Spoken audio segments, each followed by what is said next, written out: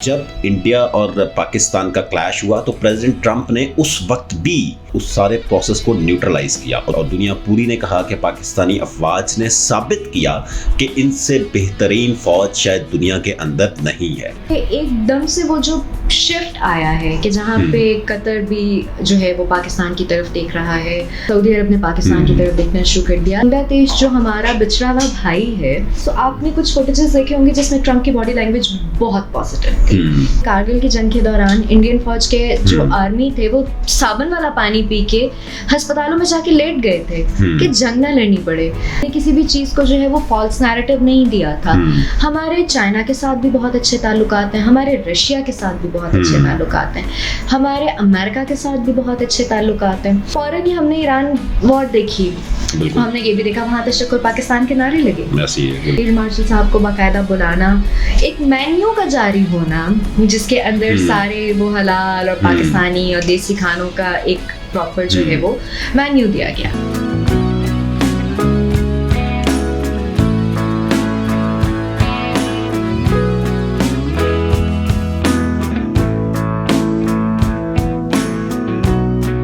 बिस्मिल्लाहिर्रहमानिर्रहीम, अस्सलाम वालेकुम नाज़रीन, मैं हूं Syed Kausar Abbas. Info news network के एक नए पॉडकास्ट के साथ आपके सामने हाजिर हैं।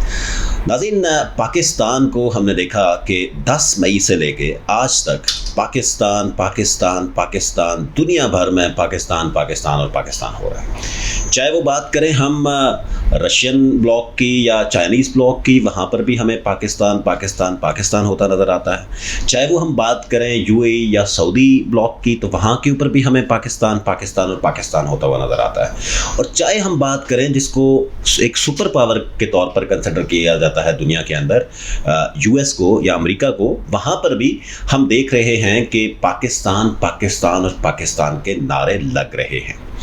हमने देखा कि जब इंडिया और पाकिस्तान का क्लैश हुआ तो प्रेसिडेंट ट्रंप ने उस वक्त भी पाकिस्तान को बड़ा सपोर्ट किया और उस सारे प्रोसेस को न्यूट्रलाइज किया और दुनिया पूरी में एक पाकिस्तान की जो एक वर्थ बिल्ट हुई वो तो डेफिनेटली हुई ही अपनी जगह पर। और दुनिया पूरी ने कहा कि पाकिस्तानी अफवाज ने साबित किया कि इनसे बेहतरीन फौज शायद दुनिया के अंदर नहीं है। लेकिन जब president Trump field marshal general Syed Asim Munir से मिलते हैं, उस मुलाकात के बाद से लेके आज तक प्रेसिडेंट ट्रंप अपनी मुख्तलिफ जगहों पे इंडिया की जो है वो एक किस्म की सीरियस क्लास लेते हैं हर जगह के ऊपर। और उसके साथ साथ जो field marshal general Syed Asim Munir हैं, उनके हवाले से हमेशा वो कोई ना कोई पॉजिटिव स्टेटमेंट देते हैं मुख्तलिफ प्लेटफॉर्म्स के ऊपर। अभी भी हमने देखा कि आज एक नई मुलाकात हुई जिसमें प्राइम मिनिस्टर शहबाज शरीफ और field marshal general Syed Asim Munir शामिल थे और 1 घंटा 20 मिनट की मुलाकात हुई प्रेसिडेंट ट्रंप की इन हमारे दोनों रहनुमाओं के साथ। और प्रेसिडेंट ट्रंप उससे पहले जब मीडिया टॉक कर रहे थे तो उस वक्त भी उन्होंने मीडिया को ये बताया कि अभी मेरी मुलाकात होने जा रही है पाकिस्तानी लीडरशिप के साथ, जिसमें उन्होंने ये कहा कि field marshal general Syed Asim Munir आ रहे हैं and he is a very great guy, जो बहुत ज़्यादा वायरल भी हुई। और इसका मतलब है कि एक बड़ी फ़ैन फॉलोइंग की अगर बात करें तो फील्ड मार्शल साहब के ट्रंप साहब बहुत बड़े फ़ैन हैं। तो इस हवाले से आज हम बात करेंगे। हमारे साथ मौजूद हैं इंटरनेशनल अफेयर्स के हवाले से काफ़ी जो है वो नॉलेज रखती हैं, एक्सपर्ट हैं, मुख्तलिफ मीडिया शोज़ के ऊपर भी आप इनको देखते हैं। सिद्रा सदुरी साहिबा हमारे साथ मौजूद है। बहुत शुक्रिया सिद्रा साहिबा, आपने हमें ज्वाइन किया। सिद्रा, कैसा देखती हैं जो मैंने अपने इंट्रो में कहा, प्रेसिडेंट ट्रंप की मुलाकात, field marshal Asim Munir is a very great गाय? आपने अपने इंट्रो में एक बात की थी कि 10 मई। सो मैं जब भी बात करती हूँ किसी भी प्लेटफॉर्म पे, तो मैं ये कहती हूँ कि ये जो 10 मई हुआ है उसके बाद पाकिस्तान ने इस पूरे खित्ते की पावर डायनामिक्स को चेंज किया है। और इस पावर डायनामिक्स को चेंज करने के बाद सिर्फ मैं इस खित्ते की बात नहीं करूँगी, अब जो हमने एक पूरे नैरेटिव को चेंज कर दिया टुवर्ड्स पाकिस्तान। देखें, सऊदीया की मेजर रिलायंस अपने दिफा के लिए यूएसए के ऊपर थी। उनके पास सारी मशीनरी, सारा असलहा, सारे जहाज जो हैं वो दे आर यूएसए बिल्ट। और आप ये देखें कि एकदम से वो जो शिफ्ट आया है कि जहाँ पे कतर भी जो है वो पाकिस्तान की तरफ देख रहा है, सऊदी अरब ने पाकिस्तान की तरफ देखना शुरू कर दिया, दीगर ममालिक ने। और आप ये देखें कि बांग्लादेश जो हमारा बिछड़ा हुआ भाई है, उसने भी जो है एक हसीना वाजिद साहिबा तो गई सो गई, लेकिन एक जो नए आपके पास हायरार्की आई उसके बाद एक वो जो रिलेशनशिप थोड़ा सा खटाई में पड़ा हुआ था वो दोबारा से बिल्डअप होना शुरू हुआ। फिर ट्रम्प की जहाँ तक बात है, सो आपने कुछ फुटेजेस देखे होंगे जिसमें ट्रम्प की बॉडी लैंग्वेज बहुत पॉजिटिव थी, और कल से और परसों से जो टॉप ट्रेंड चल रहा है वो ट्रम्प का और हमारे प्राइम मिनिस्टर साहब का हैंडशेक था, कि जो बहुत ज़्यादा वायरल हो रहा है इस वक्त। तो यूएन में या ऑल ओवर द पाकिस्तान, अगर हम देखें ऑल ओवर द वर्ल्ड, हम देखें जो दो लीडर्स बहुत ज़्यादा जिनके बारे में बात चल रही है, ट्रम्प और प्राइम मिनिस्टर साहब।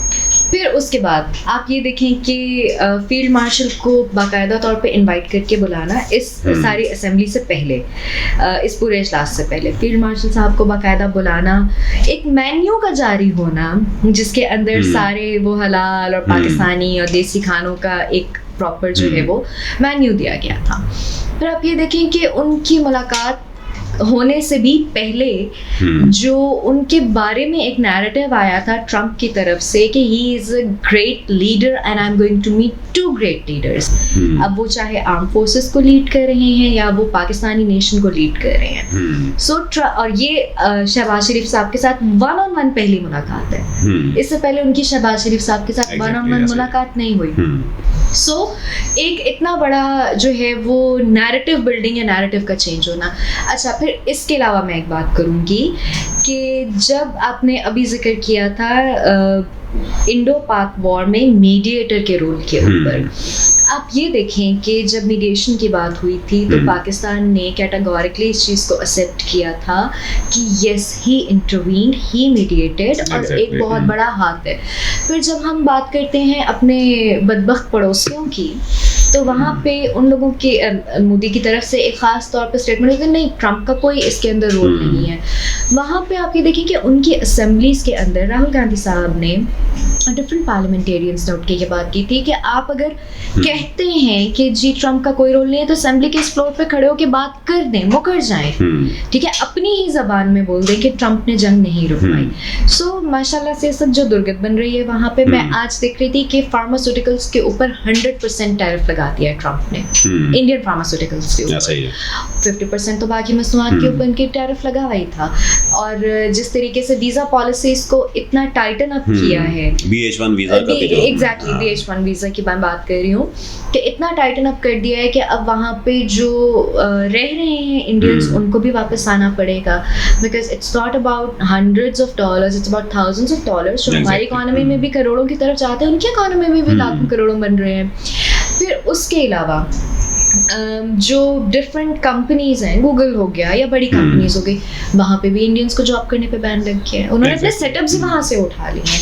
तो जो इस इवन बहुत सारी जो मैन्युफैक्चरिंग हो रही थी इंडिया के अंदर उसको भी जो है वो रोक दिया गया है। और अल्टीमेटली ये जो सारी सिचुएशन है, देखें जब पहलगाम का वाकया होता है, मोदी ने अपनी तरफ से एक नैरेटिव बिल्ड किया था कि पाकिस्तान को जो है वो किसी भी तरीके से टारगेट करवाया जाए, लेकिन वो उसके ऐसे गले पड़ा कि अभी शायद वो वहाँ से अभी भी नहीं निकल पा रहा। सर झूठ के पाँव नहीं होते ना। अब आप जो है वो पहलगाम वाकये पे इतनी एब्सर्ड किस्म की स्टेटमेंट्स दे रहे हैं कि चॉकलेट्स मिल गई और इतने लोग आ गए और उनके पास जो है वो वोटर आईडी था। देखिए वो हम स्टूडेंट्स होते थे तो कहते थे अकल के लिए भी नकल के लिए भी अकल चाहिए।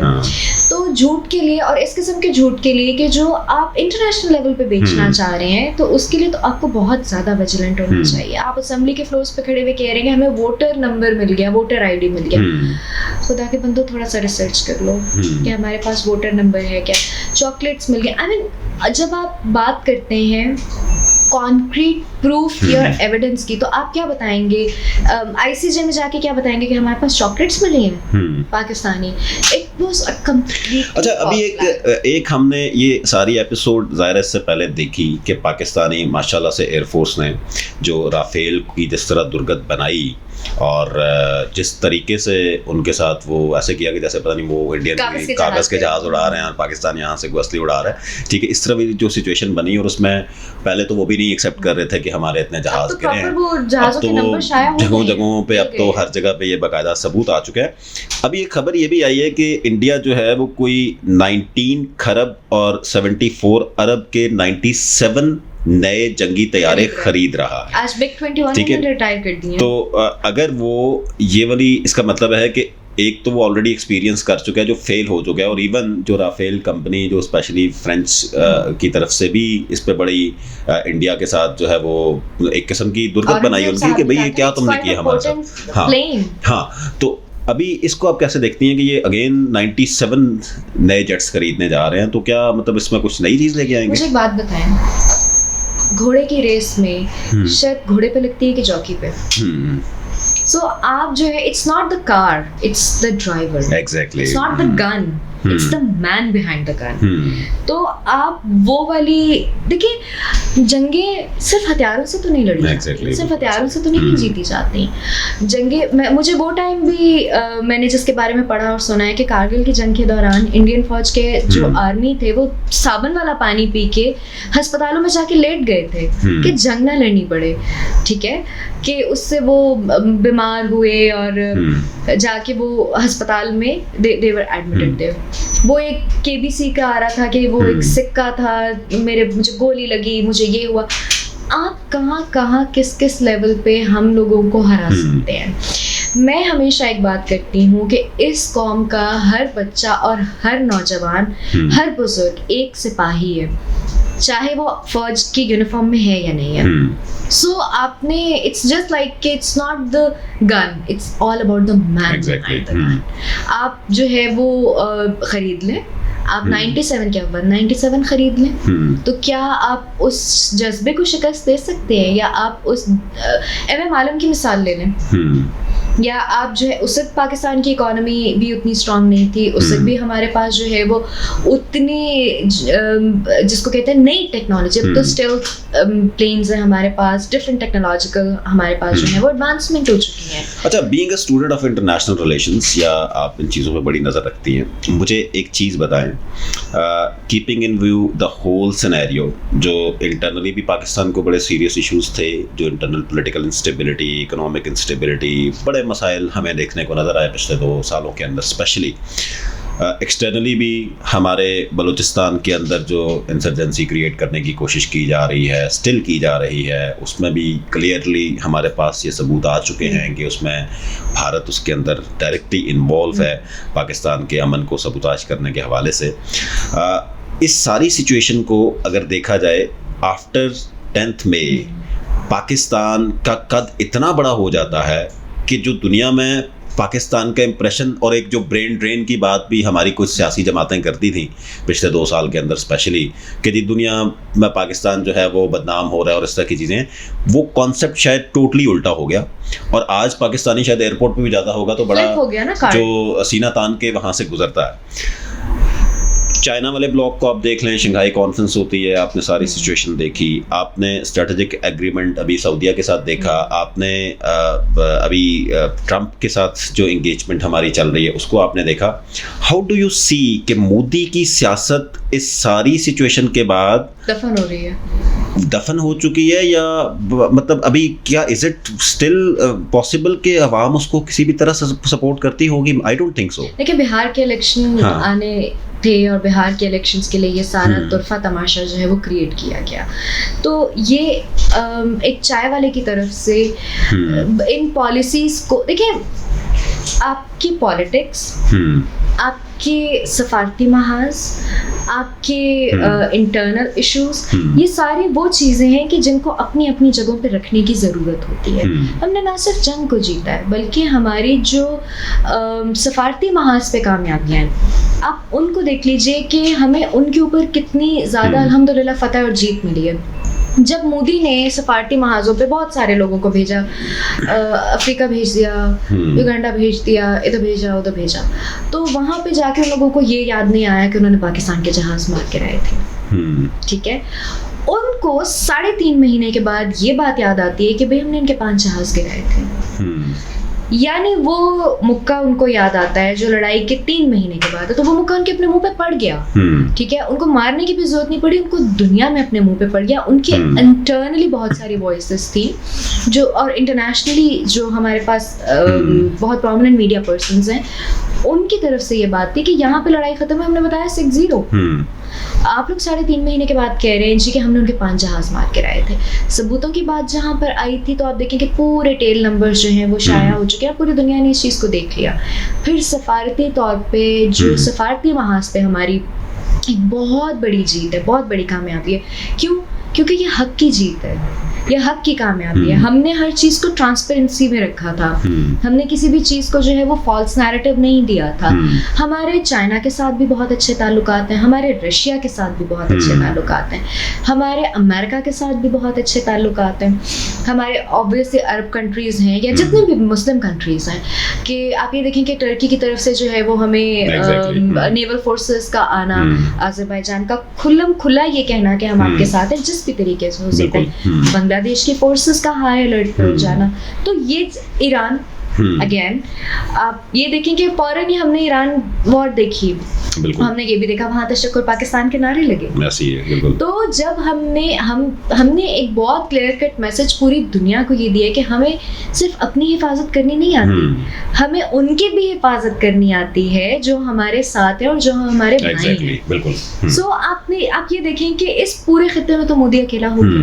अच्छा, इस सारी सिचुएशन को देखते हुए एक सफारती महाज पे जितनी हमारी कामयाबियां हैं, एक बड़ा एक अहम मसला है कि मोदी की तरफ से आज भी और इससे पहले भी हमेशा जंग लड़ाई की एक जो बात है वो हमेशा चल रही है, और मल्टीपल अटैम्प्ट्स वो कर चुके हैं मुख्तलिफ नौयत के तरीक़ों से, और हर दफ़ा उसे अपने मुंह की खानी पड़ी है।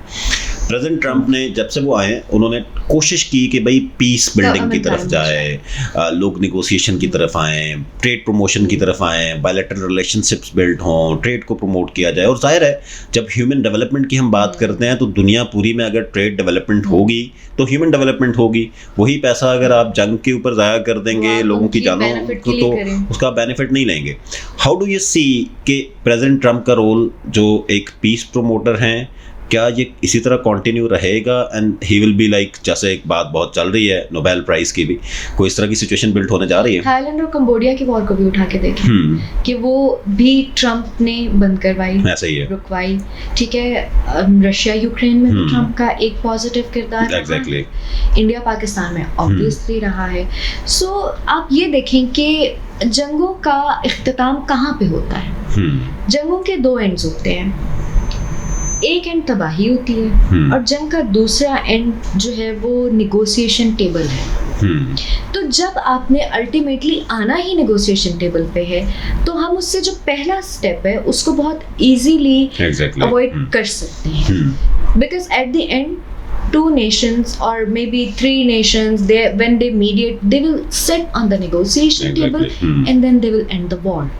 So उस तबाही को अवॉइड करते हुए डोनाल्ड ट्रंप का इंटरवीन करना, सिर्फ इंडिया पाकिस्तान में नहीं, रशिया यूक्रेन के अंदर इंटरवीन करना, कंबोडिया थाईलैंड के दरमियान इंटरवीन करना, और मुख्तलिफ ममालिक की जंगों में या जहाँ पे ख़तरात हैं जंग के उससे लड़ने के लिए उसका इंटरवीन करना, it's a very positive step. उसके अलावा जो अभी रिसेंट डेवलपमेंट है 2-3 दिन पुरानी, 8 अरब ममालिक के सरबराहान से मिलना, गाजा के ऊपर सीरियसली बात करना।